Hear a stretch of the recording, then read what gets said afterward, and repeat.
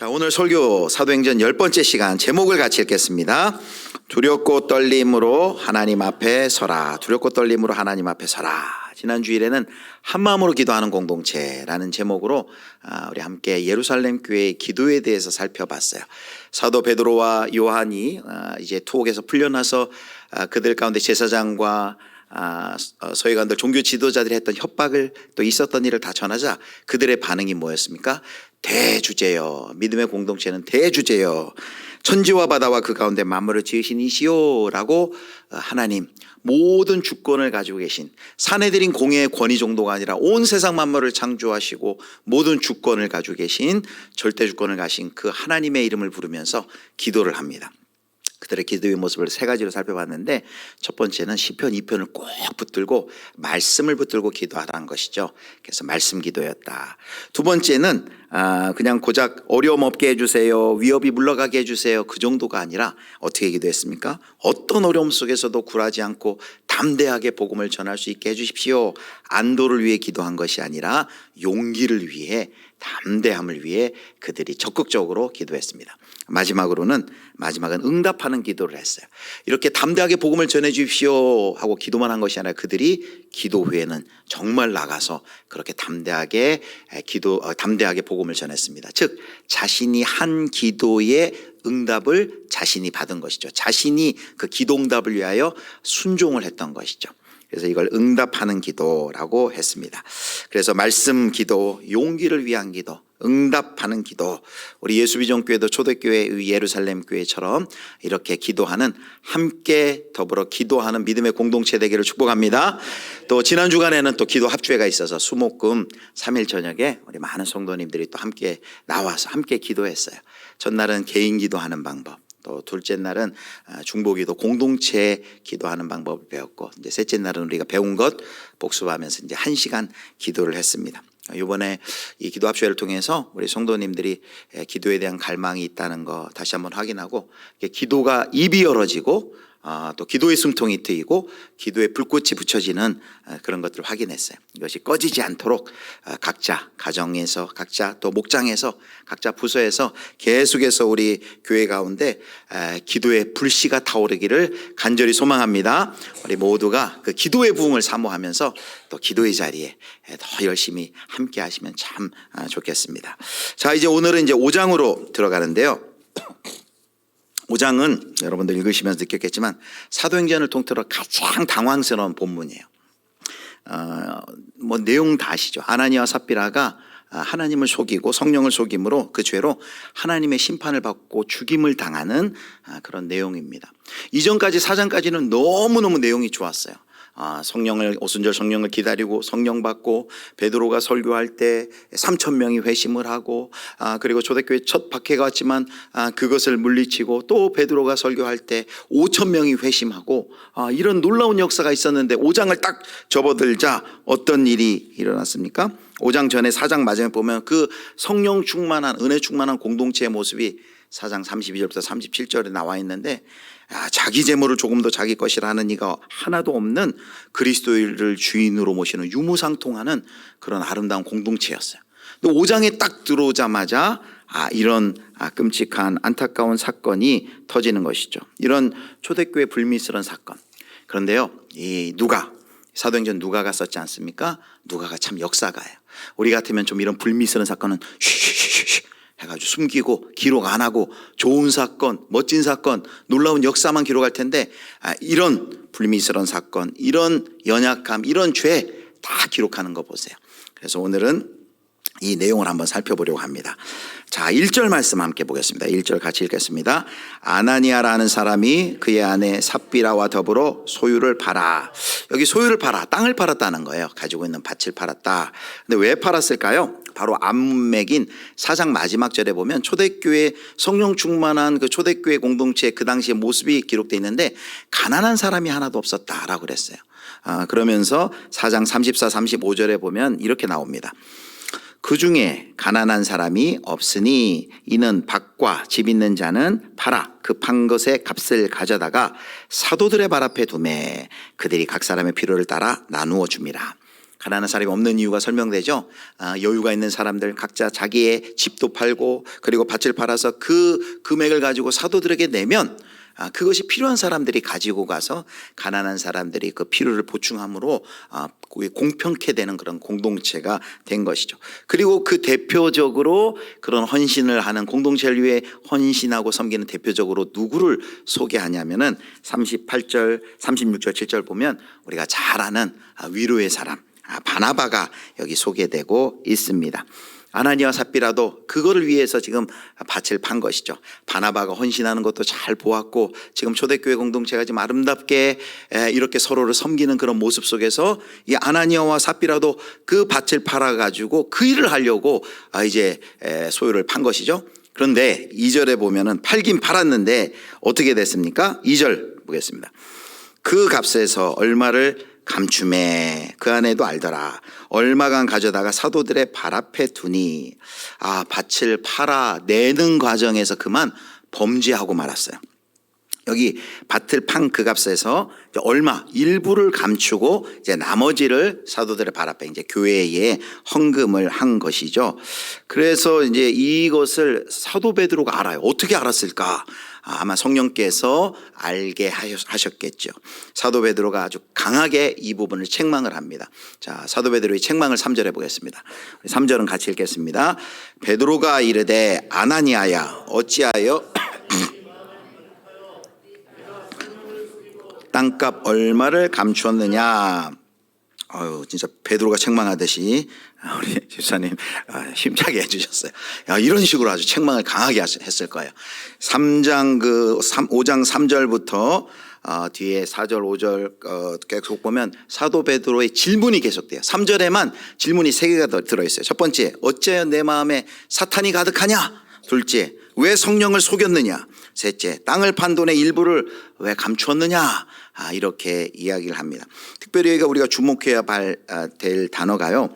3절에 보면 마지막에 감추었느냐라는 거예요. 감추었느냐. 근데 이 단어가 2절에도 또 나와요. 2절에는 어떻게 나옵니까? 그 값에서 얼마를 감추매라는 헬라어가 써요. 근데 이 감추매라는 이 단어가 2절과 3절에 똑같은데 이 똑같은 단어가 구약 성경, 구약은 히브리어로 된 거죠. 그런데 히브리어를 헬라어로 번역한 성경을 70인역이라고 합니다. 헬라어로 번역할 때 구약을 헬라어로 번역한 70인역에 딱 한 번 이 단어가 똑같은 단어가 한 번 쓰여요. 어디에 쓰이는지 아십니까? 바로 여호수아 7장에 아간이 범죄할 때 바로 그 아간의 범죄를 가리킬 때 이 단어가 쓰여요. 자, 여호수아 7장 1절 보겠습니다. 이스라엘 자손들이 온전히 바친 물건으로 말미암아 범죄하였으니 이는 유다 지파 세라의 증손 삽디의 손자 갈미 아들 아간이 온전히 바친 물건을 어떻게 했다고요? 가졌습니다. 이게 바로 탈취하다 그리고 착복하다 감추었다라는 그 단어가 70인역에 여기에 또 그 한 번 딱 쓰이게 됩니다.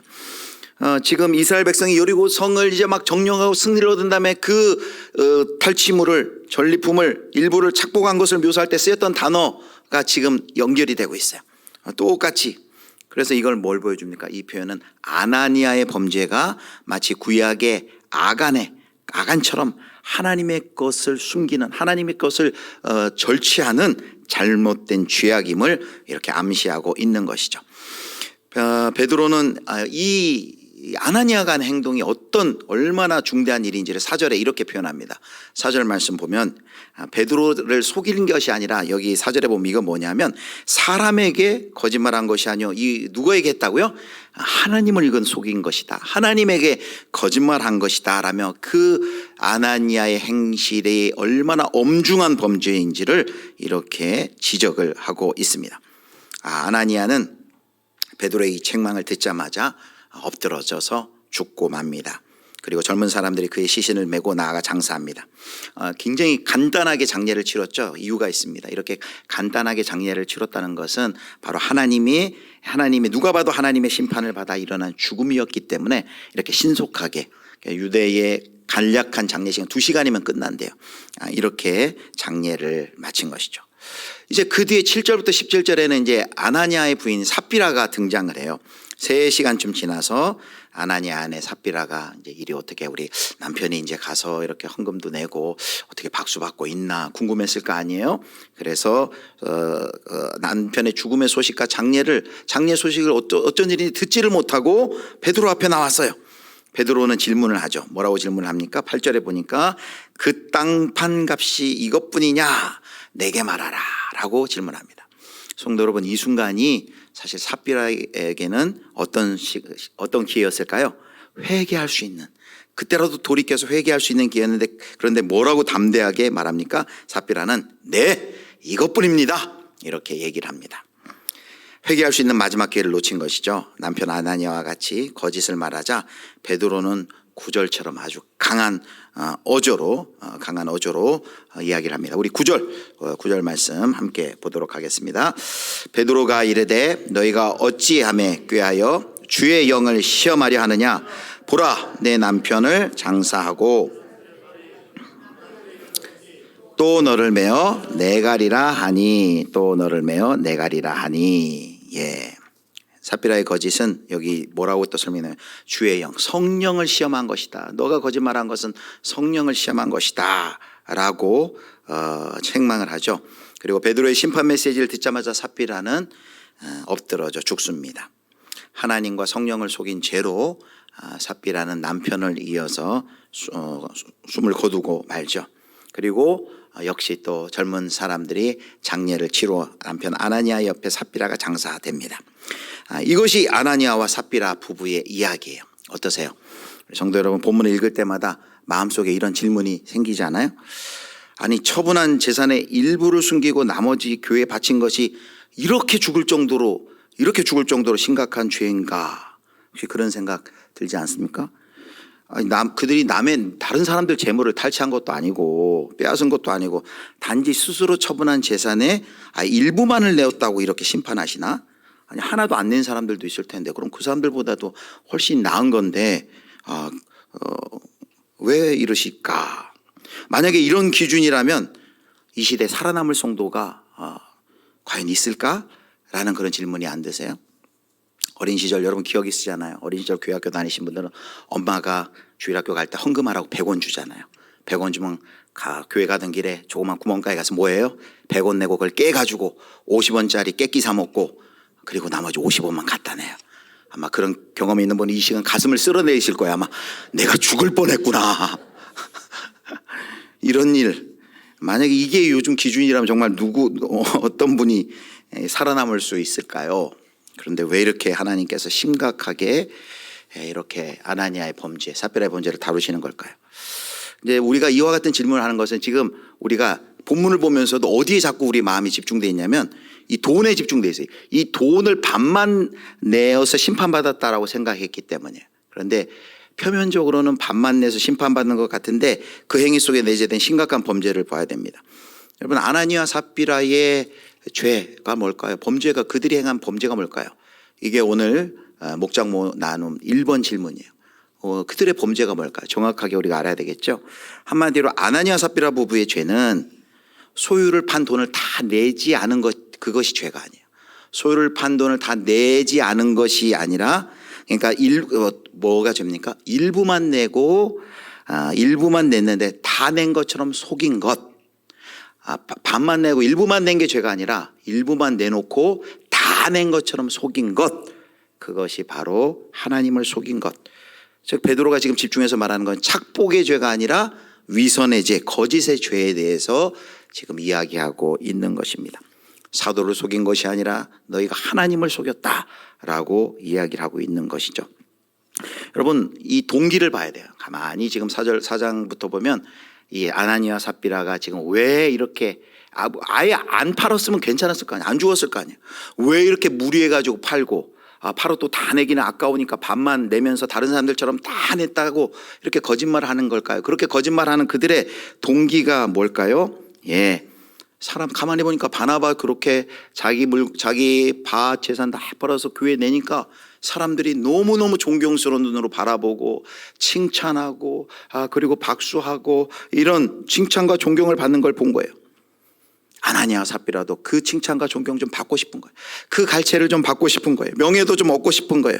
아니 나도 좀 이런 사람이다라고 과시하고 싶은 거예요. 그런데 그들이 한 건 뭐예요? 희생 없는 갈채를 원한 것이죠.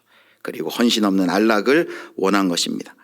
자신들은 아직 그렇게 할 수 있는 영적인 실력이 되지 않음에도 불구하고 자신의 실제 모습보다도 더 의롭고 희생적이고 더 충성스러운 사람처럼 보이고 싶은 그 명예욕, 그 욕망에 아나니아와 삽비라는 사로잡혔습니다. 자신의 명예를 만족시키기 위해 교회 공동체를 속이는, 부부가 일심동체로 속이는 아주 비극적인 연합, 참담한 의기투합이 일어난 것이죠.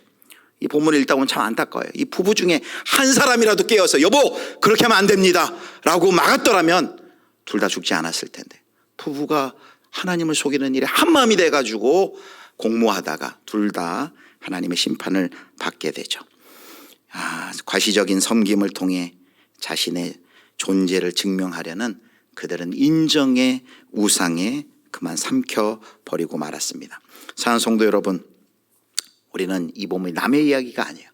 우리가 정직하게 이 본문 앞에 우리를 세워야만 합니다. 우리에게는 이런 아나니아와 삽비라와 같은 이런 삽비라가 받은 이런 유혹은 우리는 받지 않습니까? 어떤 유혹이요? 남들로부터 인정받고 남들로부터 존경과 칭찬을 받고 싶은 인정욕구, 명예욕 말입니다. 그 유혹은 저 사람처럼 칭찬받고 인정받고 싶다, 저 사람들처럼 되고 싶다라고 할 때 뭐냐면 저 사람들이 왜 저렇게 인정과 칭찬을 받는지 그 본질을 보고 그것을 따라하는 참된 헌신, 참된 충성, 참된 섬김을 하는 건 나도 저렇게 공동체를 사랑하고 섬기고 헌신하고 충성해, 그게 아니라 겉으로 외형적으로 보이는 저 사람처럼 나도 칭찬과 존경을 받고 나도 누리고 싶다라고 하는 것이죠. 겉에 보이는 외양만 따라하고 싶은 것이죠. 사실 이 문제는 심각한 문제예요. 왜냐하면 우리 조국교회가 이 문제로 인해서 교회마다 얼마나 많은 어려움을 겪고 심지어 이 문제 때문에 교회가 무너지는 일들도 아주 다반사로 일어나고 있습니다. 여러분들도 주변에서 많이 들으셨을 거예요. 교회에서 이렇게 칭찬받고 교회에서 칭송받고 존경받는 사람들 앞에 서가지고 교회를 잘 섬기는 사람들이 있어요. 그러면 우리는 어떻게 생각해요? 나도 저 장로님처럼, 저 권사님처럼, 저 집사님처럼 잘 섬겨야지.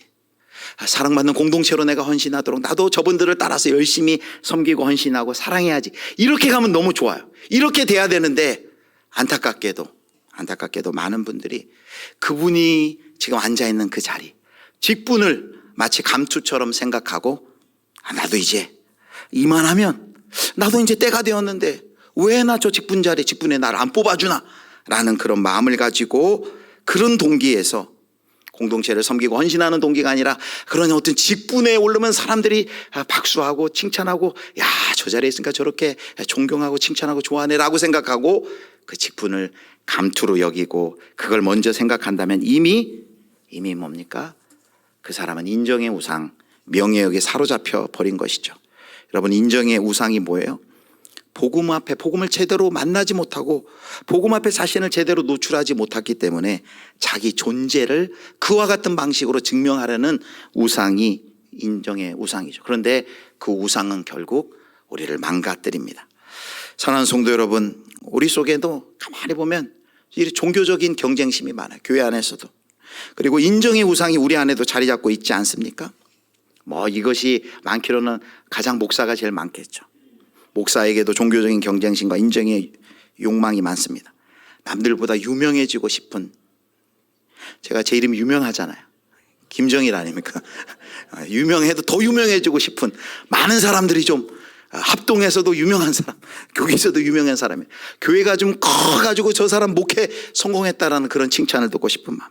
야, 저분 설교 참 잘한다, 정말 은혜스럽다 라고 하는 그런 칭찬과 박수를 받고 싶은 그런 욕망이 솔직히 제 안에도 저 밑에 있는 것 부인할 수가 없습니다. 그런데 그것이 동기가 돼서 정말 열심히 좋은 동기가 되면 모르겠어요. 좋은 동기가 되면 좋은데 이것이 어떻게 변화됩니까? 우상이 돼요. 여러분, 우상이 되면은 그것이 인정이 우상이 되면은 이제 그 인정 우상에 끌려서 영혼이 망가지게 됩니다. 우상이 뭐예요? 우상은 이렇게 생각하면 돼요. 그것이 없으면 내 인생은 의미가 없다 생각되는 것이 우상이에요. 그럼 인정 우상은 뭡니까? 나는 저 사람에게, 나는 저 공동체에 나는 인정받지 못하면, 나는 이 일에 인정받지 못하면 내 인생은 더 이상 의미가 없어 라고 거기에 목을 걸면 이제 그것이 인정이 우상이 되는 거예요. 지금 아나니아 삽비라 그거 안 해도 돼요. 안 팔아도 돼요. 그런데 그걸 팔고 그 바나바와 그 갖다 바친 사람들이 받는 그 존경과 박수갈채를 자신도 받기 위해서 그것이 인정 우상이 되어서 자기의 영적인 실력은 아직도 그렇게 되지 않은데 그런 것처럼 자신을 포장하다가 이런 심판을 받게 되지 않았습니까? 사랑하는 성도 여러분, 그래서 우리가 우리 안에 그 갈망들을 잘 살펴봐야 됩니다. 갈망들을 잘 살펴보아야 됩니다. 오늘 본문을 보면 이 사도 베드로가 오늘 본문에 보면 새로운 아주 우리의 눈을 확 띄워주는 관점으로 인도해요. 뭐냐면은 이 인정 욕구가 아나니아와 삽비라에 있었던 인정 욕구가 도대체 어떻게 사탄의 역사에 이게 쓰임 받는지를 기록을 해놔요. 여기 사도 베드로가 5장 3절에 한 말을 잘 봐주세요. 여기 뭘 강조하면 베드로가 이르되 아나니아야 어찌하여 사탄이 내 마음에 가득하여 내가 성령을 속이고 땅값 얼마를 감추었느냐. 단순히 네가 왜 거짓말했느냐 그렇게 하지 않고 이것이 지금 영적인 눈이 열려서 지금 이 지금 사도 베드로가 하고 있는 일이 지금 그 배후에 어떠한 역사들이 일어나고 있는 영적인 상황을 설명해 줘요. 뭐라고 얘기합니까? 어찌하여 너 사탄이 내 마음에 가득하여. 여기 가득하여는 충만하여 같은 똑같은 단어예요. 성령 충만의 반대말이 사탄 충만이에요. 지금 사탄이 충만하여서 성령을 속이고 땅값 얼마를 감췄느냐. 사탄이 하는 일이 뭡니까? 그 인정욕구, 남에게 인정받고 싶다라는 그 인정욕구를 그것을 넘어뜨리기 위한 매개체로 촉매제로 사용해서 지금 아나니아와 삽비라를 미혹하고 있는 것을 보고 있습니다. 사탄이 내 마음에 가득하여. 지금 사탄의 전략은 뭐예요? 아까 사장에 보면 교회 외적으로 공격을 해왔는데 그것이 안 되자 이제 또 전략을 바꿔서 이제 뭐예요? 교회 공동체 안에서, 두 번째는 교회 공동체 안에서 내부의 거짓말로 교회를 파괴시키려는 그 사탄의 공격이 지금 있는 이 성령 충만한 공동체 가운데 지금 사탄의 역사, 사탄의 공격이지만 지금 있다는 것을 사도 베드로가 눈을 열어서 보여주고 있는 것입니다. 사랑하는 성도 여러분, 누구든지 사탄의 시험을 받을 수 있어요. 여러분, 지금 예수님을 본 지 얼마 안 된 이 초대교회 공동체도 이 지금 이런 시험을 받는다면, 이 시험을 받는다면 하물며 우리일까 보겠습니까? 그러니까 성령 충만한 공동체에도 사탄의 시험이 있을 수 있다는 거예요. 누구든지 사탄의 시험을 받을 수 있어요. 그런데 그것이 이것이 사탄의 시험이구나 깨닫게 되면 어떻게 됩니까? 빨리 발을 빼고 회개해야 되는데 아나니아와 삽비라가 하지 못한 것이 그거예요. 지금 이들이 이 공모를 얼마나 오래전부터 했겠습니까? 서로 계획하고 준비하고 이것을 언제 팔 것이고 어떻게 하고 그 계획하는 동안에 그들의 심령이 평안했을까요? 성령님이 그들 가운데 찔렀을 것입니다. 양심의 가책을 줬을 것. 그때 돌이키고 그때 회개해야 되는데 그 모든 회개의 기회를 다 놓치고 심지어 베드로 앞에 섰을 때 가졌던 회개의 기회. 우리는 이제 아나니아 같은 경우는 회개의 기회도 없이 바로 죽었다고 생각하지만 저는 그렇게 생각하지 않아요. 여기 4절부터 6절까지 무려 6번의 질문을 해요. 6번의 질문을 계속하는 그 시간 동안, 그 시간 중간에라도 제가 잘못했습니다 라고 회개했다라면 아나니아가 살았을 텐데 그 회개를 놓쳐요. 물론 삽비라도 이것이 전부냐, 땅판값의 전부냐라고 물었을 때가 회개의 기회였는데 그것을 놓치고 맙니다.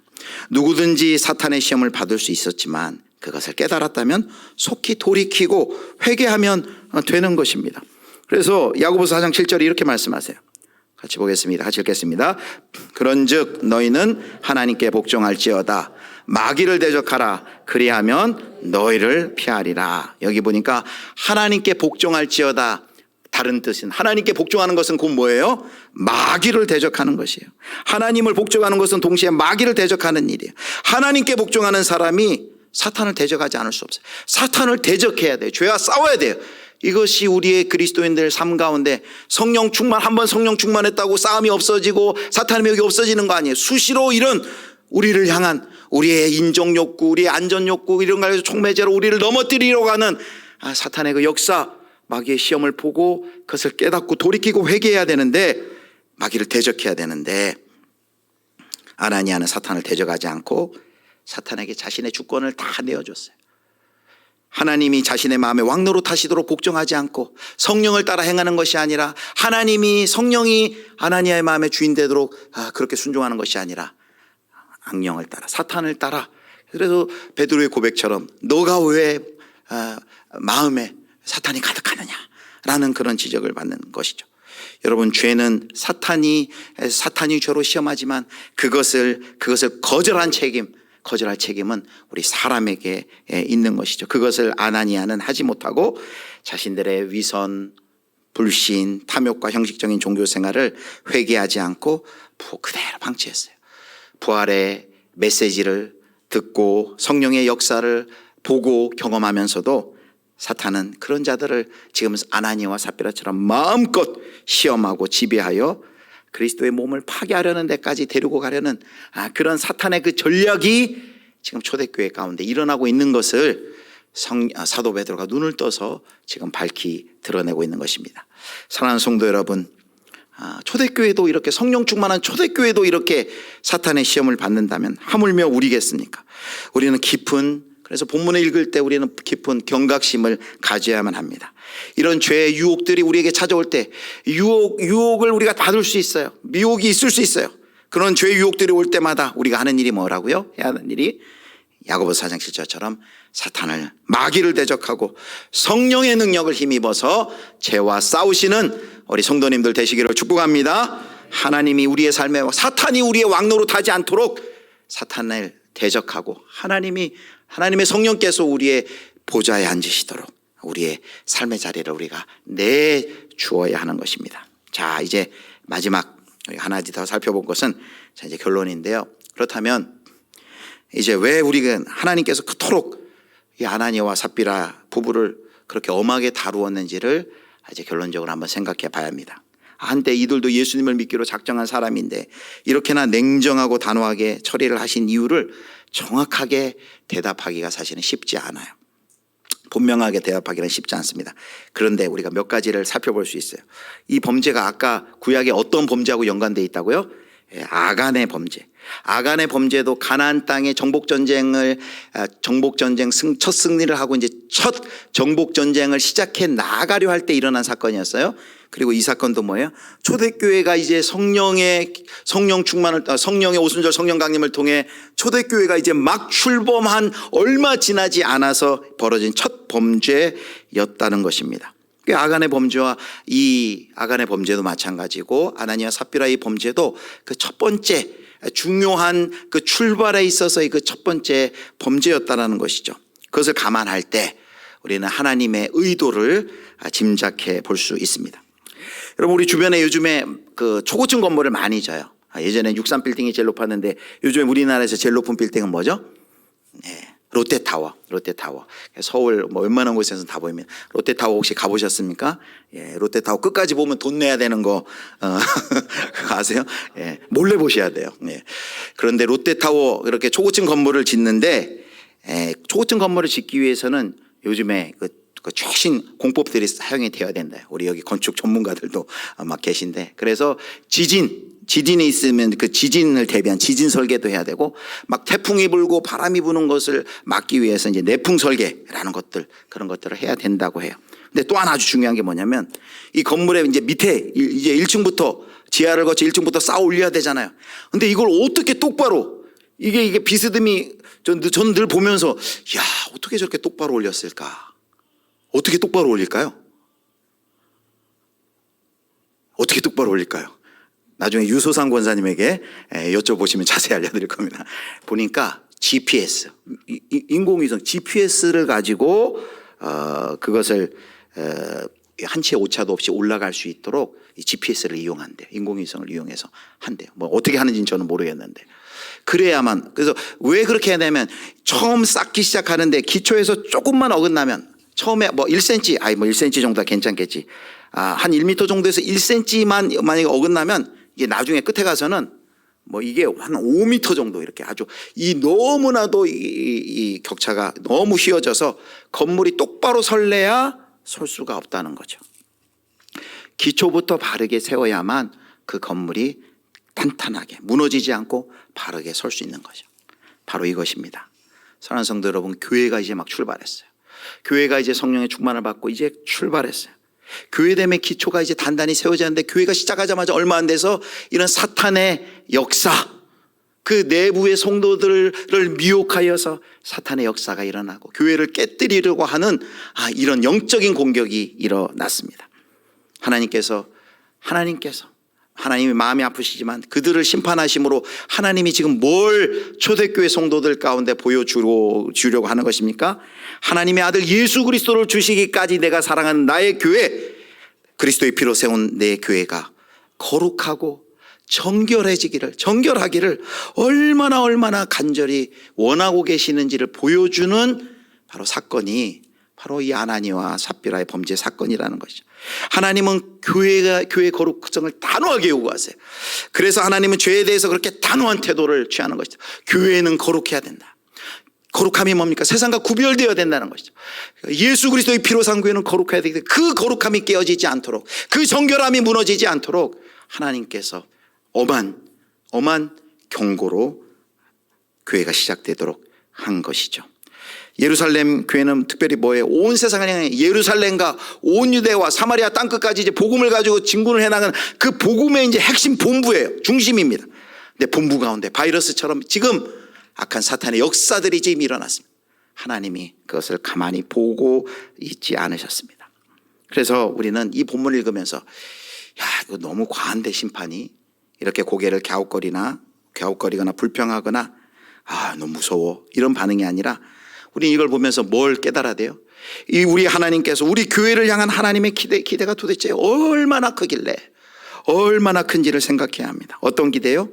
하나님께서 우리 교회 성도들이 얼마나 거룩하기를 원하시는지, 얼마나 세상과 구별된 삶은 세상과는 다른 삶을 살기를 원하시는지, 정결한 삶을 살기를 원하시는지를 우리가 생각해 봐야 합니다. 이제 더 이상 아나니아 삽비라 이후에 아나니아 삽비라 같은 죄를 짓는다고 더 이상 죽지는 않습니다. 지금은 죽지 않죠. 이런 일 해도 죽지 않습니다. 그런데 우리가 뭘 깨달아야 합니까? 이 기사가 우리에게 보여주는 게 뭐예요? 하나님을 속이면 살았어도 죽은 거라는 사실을 우리가 기억을 해야 할 것입니다. 하나님 없이 일이 된다면 일이 될수록 그것은 저주라는 사실을 우리는 이 사건을 통해 깨달아야만 할 것입니다. 이제 마지막 결론입니다. 오늘 결론은 제목이에요. 우리 제목 같이 다시 한번 읽을까요? 제목 시작. 두렵고 떨림으로 하나님 앞에 서라. 아나니와 삽비라의 죽음 앞에 사람들의 반응이 두 번 기록돼요.